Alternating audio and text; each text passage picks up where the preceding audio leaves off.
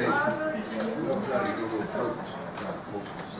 you don't do that, but you do say, you know, I am available when I get back from California in like January, but I'm available for the 10 days between the conference. I know that we're going to be short second because we're going to be at PRD.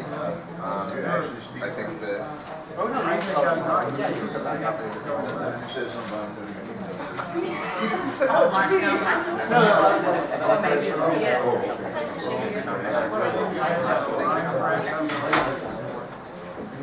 I was just trying to give Jacoby a heart attack.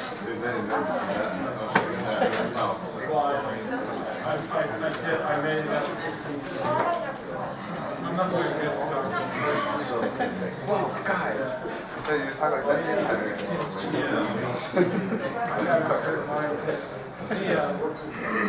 It's just such a joke.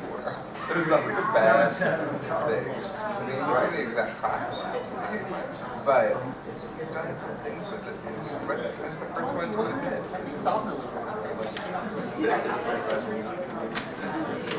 Right. Well, yeah.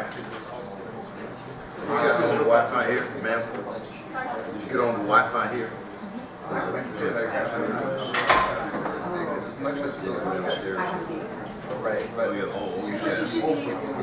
I just had it right. Okay, LA, UCLA.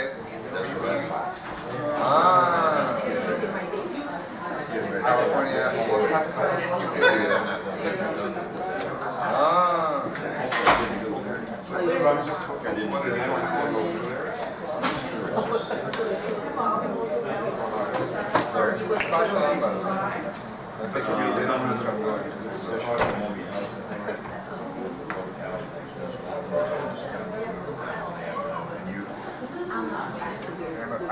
I'm sorry. Oh, okay.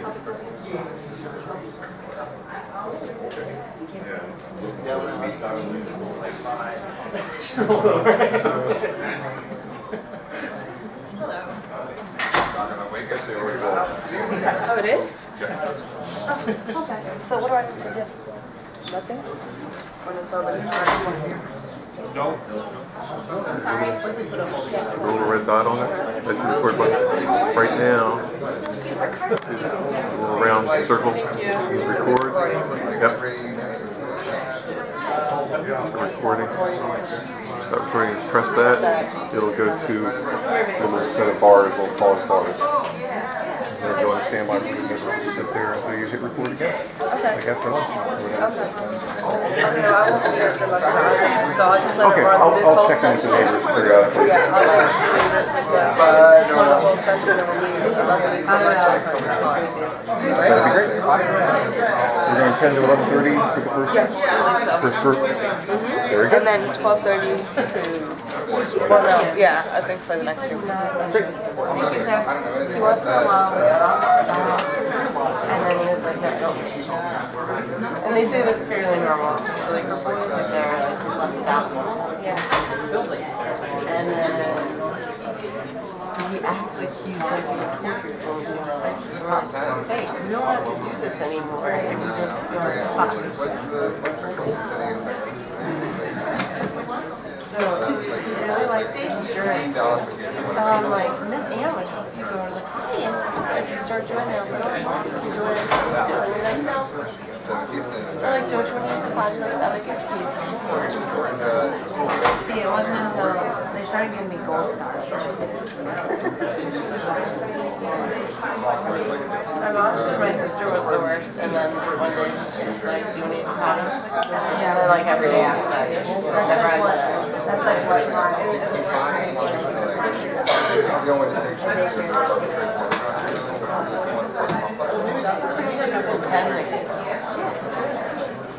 oh, that's the how I read. Oh, me too.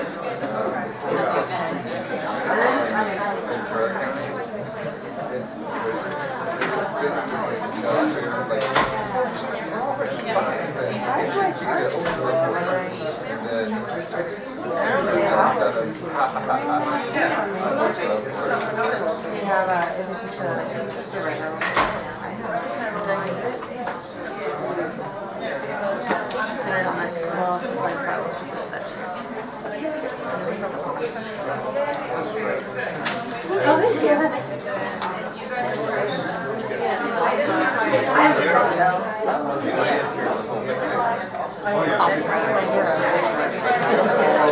So it can be temperamental if you see it that.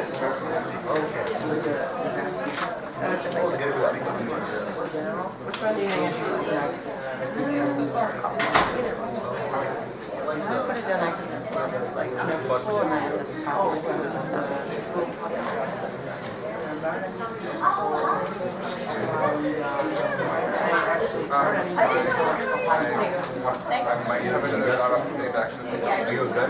No. Yeah, this morning it was like the last thing I did. Oh, I remember. I forgot. Yes, I was like,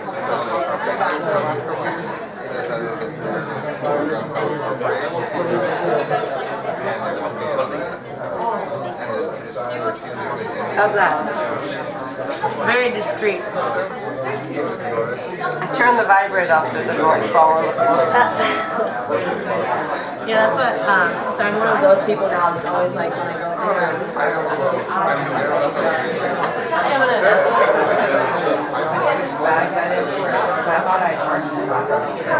Sometimes I charge or I put on the charger and then day comes up and I'm like, fine.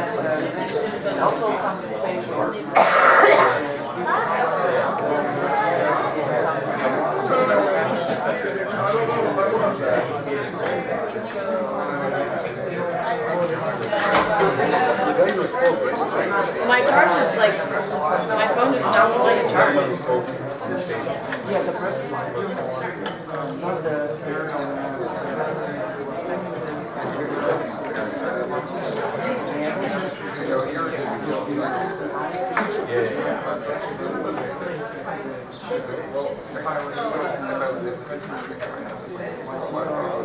I might be able to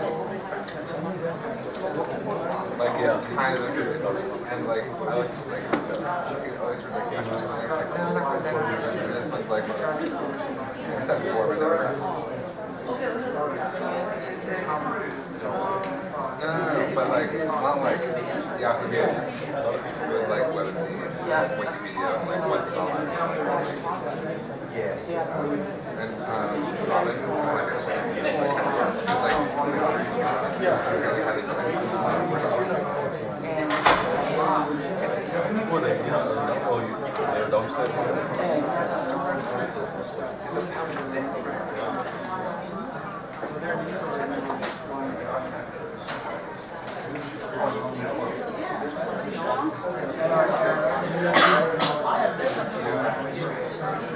always guacamole. That's what happens.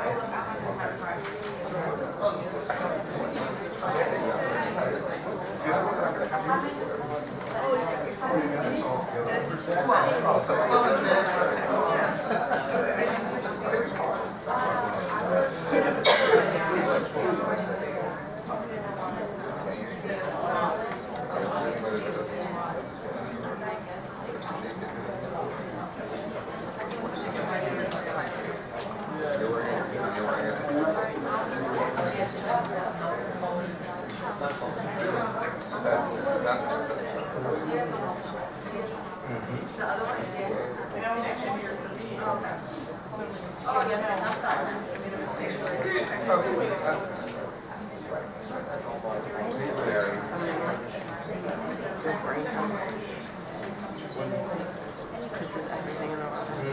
Okay, yeah, I'm not you know what I mean? Yeah, I haven't had much.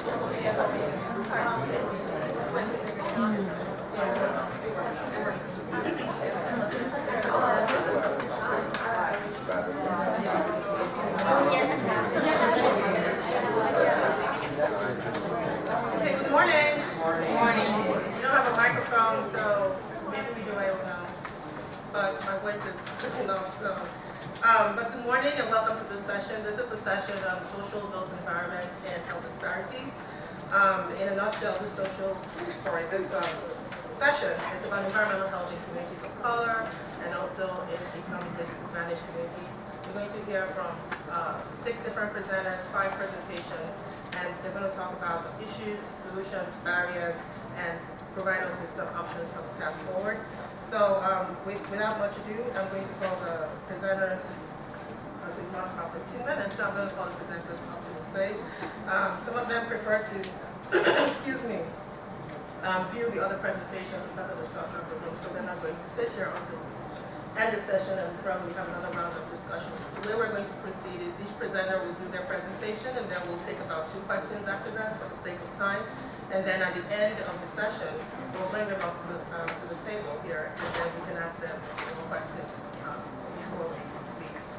So without much ado, I'm going to invite the first speaker for today, and that would be, well, speakers, that would be Dr. Paul Mohai from the University of Michigan and Dr. Byung-Suk Kwon from the University of Maryland. And I think Dr. Paul will be speaking first. Oh, Dr. Mohai will speak first. Okay. Thank you. Yes, thank you. Our presentation is focused on our air pollution study around schools. We started with the state of Michigan and have done a couple of other states since then. And more recently, we've been working on air pollution in Maryland around schools. And we had about a year ago an article published in the journal Health Affairs that pertained to our results in Michigan. When we did that study, we focused on toxic air emissions from the toxic release laboratory. Since then, we've been looking at the National Air Toxic Assessment and doing our analysis. In our research, we basically have had, we've been focusing on 3 questions. The first question we've been looking at is whether schools tend to be located in the more or less polluted parts of their districts. We've been also interested in the question of what the demographic links are with the amount of pollution burdens around schools. Do we find more students of color, more poor students in schools with greater burdens of air pollution? And then we've also been looking at links between air pollution and academic performance. So here are all the schools in Maryland. We use geographic information systems to map the location of all the schools so you get some sense of how they're distributed in the state. We took the National Air Toxics Assessment, and for those of you who are not familiar with the National Air Toxics Assessment, it's a database that's produced by the US EPA. They try to look at all sources of air pollution in the environment, and then they express the pollution burdens and 3 kinds of risks: cancer risk, respiratory risk, and neurological risk. Well, in our presentation today, we're going to focus on the neurological risk, the respiratory risk and the neurological risk. And what the National Air Toxics Assessment, the way is that the data is laid out, there are risk estimates, air pollution risk estimates for every census tract in the U.S. And so what this map shows is the census tracts. It shows the census tracts in Maryland where the census tracts have been color-coded based on how much air pollution is in those tracts.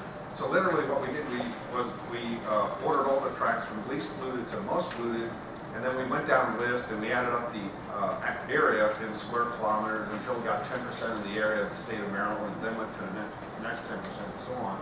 And so you see here the results that this is what that pattern looks like, with the dark green being the least polluted areas in Maryland and the dark red being the most polluted. And then what we did was we took the most polluted 10% and then broke it into deciles again. So basically we're going from 91st percentile, 96th, and so on to 100th percentile in terms of respiratory risk in the state of Maryland.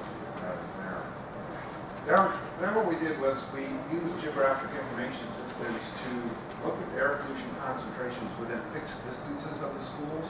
So we looked at distances of 1, 2, and 3 kilometers, and then used the National Air Toxics Assessment to aggregate the estimates to find out what the overall pollution levels are in those distances. Now, this particular diagram shows air pollution within 2 kilometers of the schools, and for the rest of our analysis that we're going to show today is based on the air pollution estimates within 2 kilometers of all the schools in Maryland. Now, this table looks a little busy, but actually the idea is fairly simple. What we did was we ordered all the schools in Maryland in terms of pollution based on respiratory risk. So the first decile would be the 10% of all the schools in Maryland that are have the least amount of respiratory risk surrounding them, and the 10th percentile is the group of schools with the most amount of respiratory risk. And what we did was we circled all. What we did was we looked to see what percentage of the schools in each of those deciles are located in the more polluted parts of their districts. And we circled all the ones, and it's almost every cell here. We circled all the cases where the majority of the schools, over 50% of the schools, are located in the most polluted parts of their districts. And you can see from Maryland, 3/4 of all the schools are located in those polluted parts of their district. So this gave us an answer to our first question. And then we looked at the demographics around the schools based on the air pollution. Again, what this graph represents are the schools sorted into deciles from the least polluted to the most. And what you can see here is the percentage of white students decreases with more pollution around the schools. The percentage of white students decrease at the same time the percentage of African American students and Hispanic students increase. So we see the environmental justice relationship here. Likewise, when we looked at the percent of students in the free lunch program, which was our indicator of socioeconomic position, the more pollution around the school, the greater the percentage of free lunch students that are going to those schools. Then finally, what we did was we looked at the relationship between the pollution levels and the percent of the students failing to meet the Maryland standard assessment for reading and math. And as you can see here, here the schools are sorted into deciles from the least polluted to the most polluted. More pollution around the schools, the greater the percentage of students that fail to meet the reading and math standards in Maryland. So we did the same. And by the way, we're working on multivariate statistical analysis right now. We don't have that completed, but what we're controlling for are possible confounding variables like student-teacher ratios, attendance rates, expenditures per pupil, and we're anticipating we'll have that done fairly soon. Here are the results for neurological risk. We mapped the neurological risk in the same way and pretty much obtained the same results. 66% of all the schools in Maryland based on neurological risk are located in more polluted parts of their districts. We found similar patterns with the demographics, more neurological risk around the school, fewer white students, more African American, more Hispanic students, at least up to our 7th decile, and this trails off for Hispanics at 8, 9, 10. And similarly for the when we were looking at respiratory risk, the more neurological risk around the school, the greater the percentage of students in the free lunch program, and likewise, the more pollution around the schools, the greater the percentage of students that fail to meet the reading and math standards. So we did this analysis using the National Air Toxics Assessment. Another thing we've been doing is looking at the proximity of the schools to the sources of pollution, which are the major highways and industrial facilities, and to see what kinds of patterns we see with those. And Bianca is going to give that part of the presentation. And some people say, oh, data is not actually measured data. So this time we use the actually measure built environment data and look at the relationship between and the measure data and the school performance. The pink indicate limited access highway, which is freeway, and red star indicates the TRI, toxic release inventory facilities. And so if we divide the distance every kilometer, so 1 kilometer, 1 to 2, 2 to 3, and so on. So, and then we look at what percent of the schools located in each the distances. And as you can see, large proportion of the schools located within 2 kilometers, 1 and 2 kilometers. And we'll look at it by the demographics. And the patterns are very similar. But African American minority, the Hispanic, and the poor students, they are in close proximity to highways, it's higher than the white student. And beyond the 11 kilometer bars, much higher for white students compared to minority and poor students. This is then why is it matter? Why is it an important issue, right? This one is important because distance to highway and relate to the neurological risk and respiratory risk. So schools located in close proximity, they have higher risk of respiratory risk and neurological risk. Patterns similar to the school performances, and schools located in close proximity to highway, they have a large percentage of the failing rate, and it's both in reading and math, the Maryland standardized the assessment test. Then let's look at the industrial facility, toxic release invented industrial facility. And the good news is, in Maryland, not many schools are located in very close proximity to highways. If you look at Ohio and Michigan, we're looking at other states, this bar is polar. So we have a good news in Maryland. I think we need to keep that way. And if you look at this relationship by race, and patterns are similar, but minority students and poor student schools are located closer to the highway. The bar in a white student is taller here beyond 11 kilometers.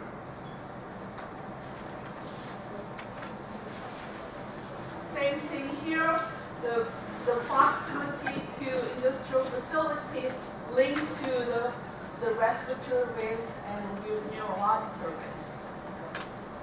Similar pattern, the proximity linked to the school performance, MSA and reading and math, the test performance.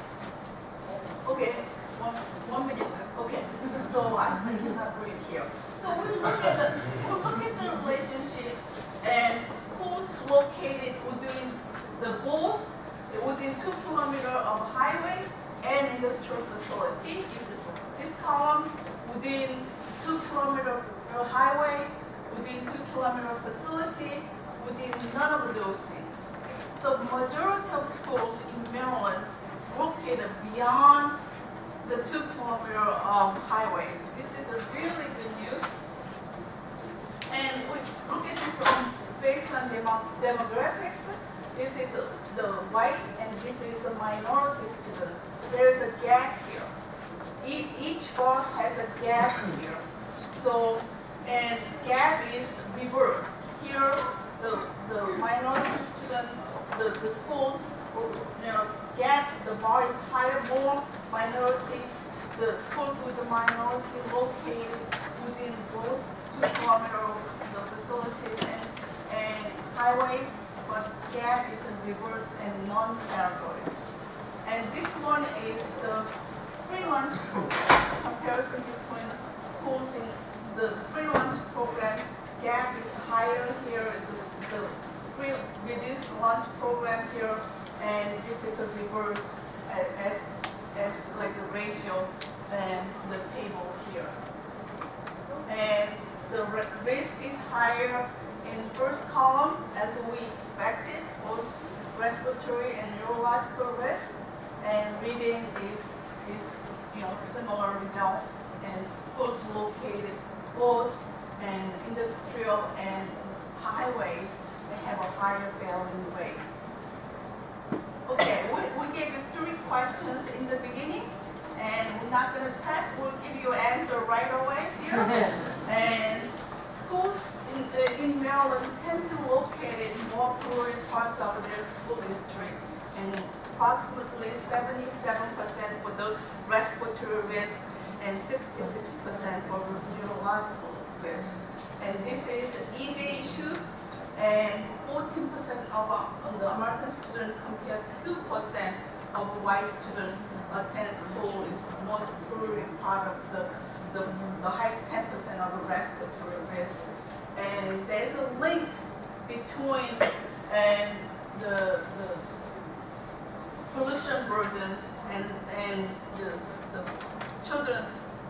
student performance data, again and again and again. And questions?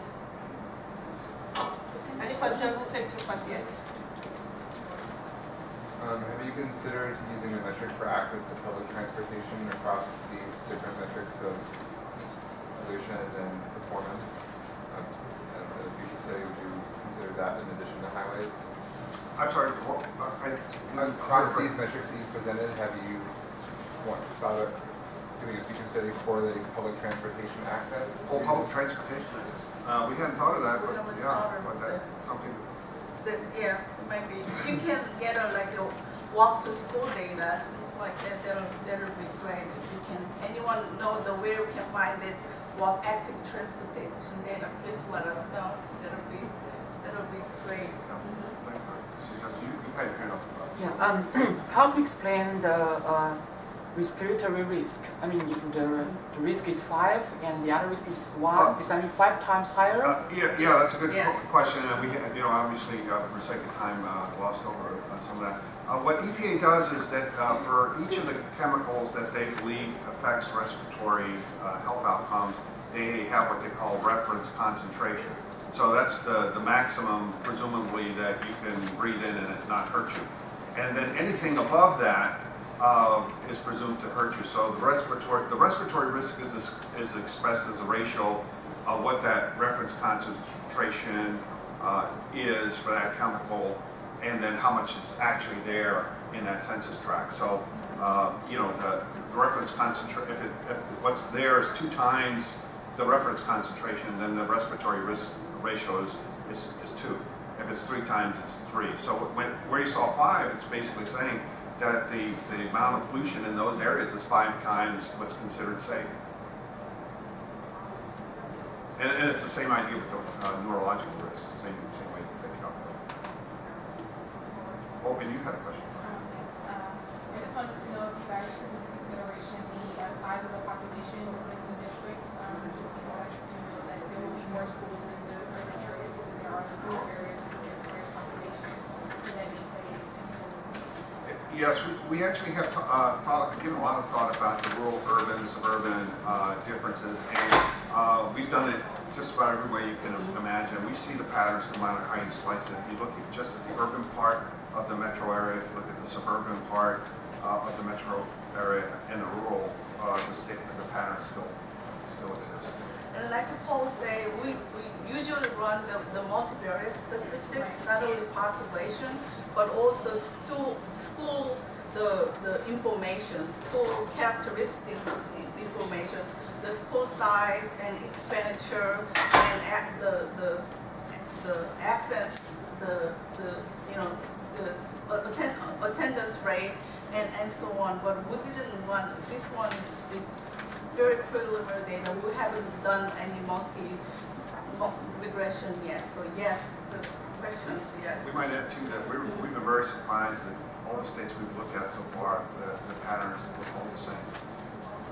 So hopefully it's not just Maryland, it's not just Michigan, and not just Ohio.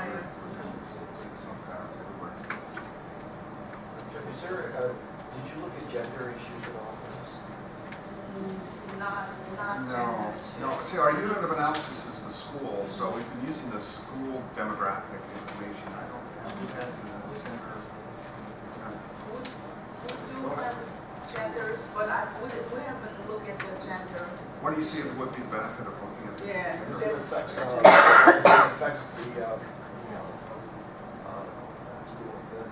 scores on the some of those standardized tests. Okay. Something to think about.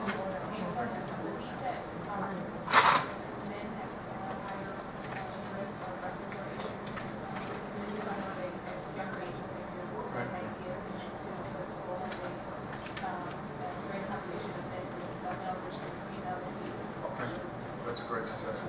That's obviously what we find something out. Thank you very much. Thank you. Thank you.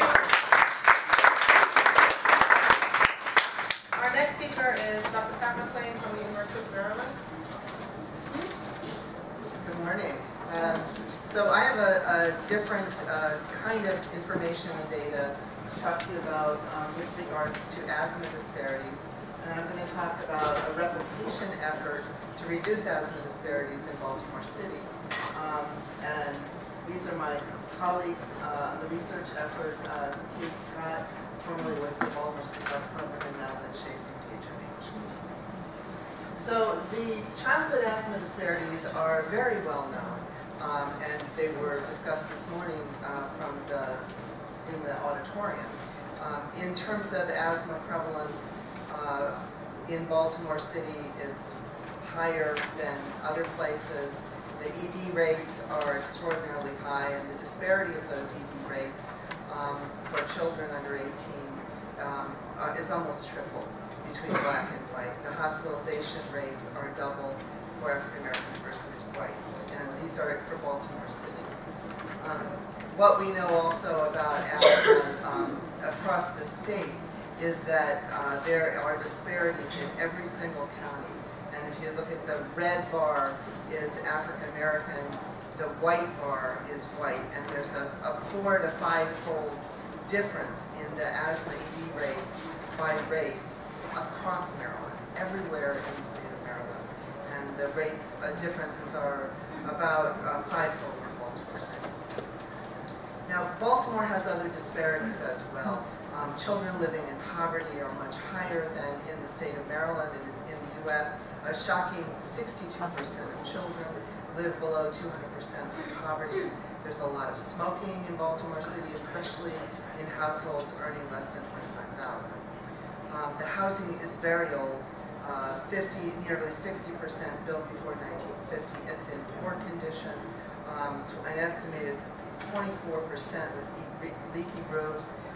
It has about the highest proportion of homes with mice and rats in the country, and has an infestation of cockroaches. I'm going to show you some differences between this and Seattle King County, where the project that we replicated initially started. So we were funded in 2008 by the Centers for Disease Control and Prevention to translate the Seattle King County model in Baltimore. Our target population was these children attending Baltimore City schools, and these were our goals. We wanted to reduce these symptoms and exposures and the use of urgent health services, especially ED visits, and improve knowledge, communication, and provider knowledge of the home environment, because most providers don't have any idea where their families live, and they can't even conceptualize what it must be like for some of their families. So we had 6 specific adaptations to the model from Seattle King County, because Baltimore is different. We wanted to recruit through the schools because we felt there were higher risk children in the schools than going to providers. These were kids that really had fallen out of the safety net. We wanted to screen and address any lead hazards because that's a big concern of ours in Baltimore and in the state of Maryland. We wanted to screen and address caregiver depression because we knew the literature that was associated with caregivers of children with asthma having higher depression. We wanted to make sure that we could identify them and try to link them to care. We knew we were going to have a problem with mice. We also wanted to address injury prevention, specifically smoke and carbon monoxide detectors, and we wanted to use motivational interviewing to try to help people with smoking and reducing or stopping smoking. So the program is 6 home visits over 6 months and a 1-year follow-up, and these were the kinds of interventions that we were doing. We used community health workers model, and we had community health workers trained working under the supervision of registered nurses. So our data collection tools were initial at enrollment, and 1 year later we had an interview and a room-by-room environmental assessment. And then we had encounter forms for every visit where we identified this kind of information. The encounter forms were also faxed to physicians, and if there were issues with care or medications, we actually called physicians and tried to work out improving their care. Because we really wanted to make a difference, and there were many, many children who had no medications in the home, who maybe had a prescription, hadn't filled it, had run out, hadn't gotten it. So lots of issues with regards to these families, not environmentally only. So in terms of the recruitment and retention information, we had a lot of referrals. We did phone interviews to see if they would met our criteria for the program. We had about 500 eligible and interested. We enrolled about 250. Many of them completed the baseline interview. A number of them dropped out right before we did the home environmental checklist, this home environmental assessment, and then 128 made it to the full year visit. So that was a lot of work, actually. We never had this kind of a program going before in Baltimore. So how do we differ from Seattle King County? This is a very successful model. We've shown great outcomes. They did a randomized clinical trial. We did a public health program. We didn't think we had the ability to carry out a randomized trial in Baltimore. So you can see that in terms of gender, we're about the same, a little bit more on the male side, but our population is heavily African American, which is the population of Baltimore City, very different from the population in Seattle King County. In addition, the family size was about 4.4, and on average, 2 members